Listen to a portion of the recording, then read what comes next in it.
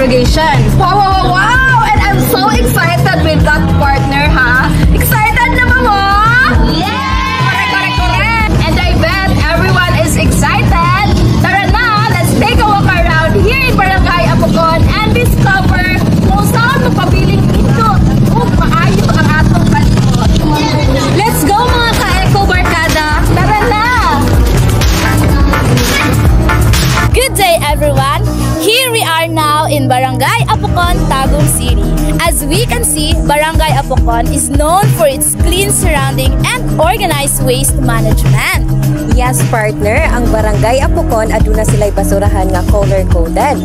Ang green mauna siya ang biodegradable ug ang yellow mauna siya ang recyclable and then ang red maupod na siya ang para sa hazardous. Ingon ana dapat partner, hanay o klaro kaayo. Correct ka dara partner no? Ang mga tao diri kabalugyot sila mo segregate silahang mga busura. Pero ato gihapon silang pangutanon ug unsa ilahang mga way sa paghinlo sa palibot ug pag-atiman niini. Interview time na! Mylene and Frax, take it away! Maayong hapon sa tanan, maayong hapon sir no nato.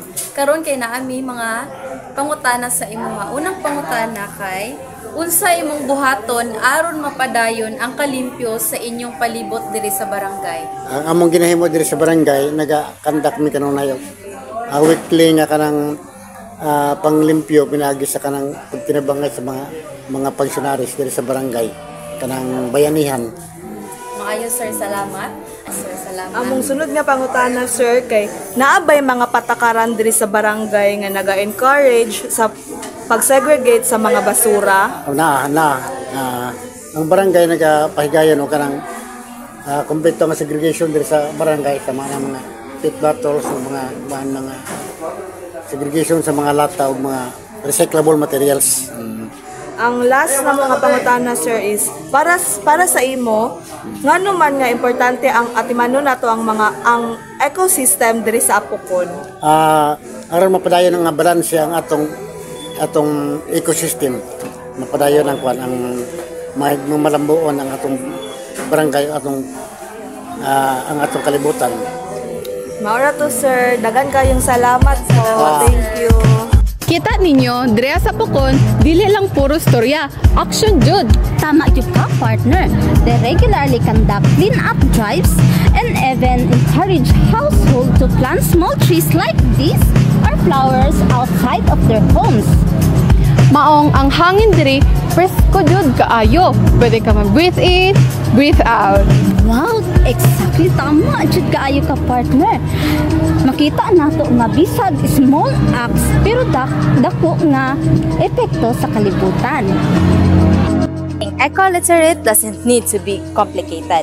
Bisan sa barangay level, pwede ta makabuhat og dakong kausaban. Yes, small actions like planting trees, proper waste segregation, ug paglikay sa paggamit sa mga single-use plastic makahatag og long-term effects sa atuang environment. And most of all, teamwork jud. Kung magtinabangay kitang tanan, ang kalikupan malipay og kitapod.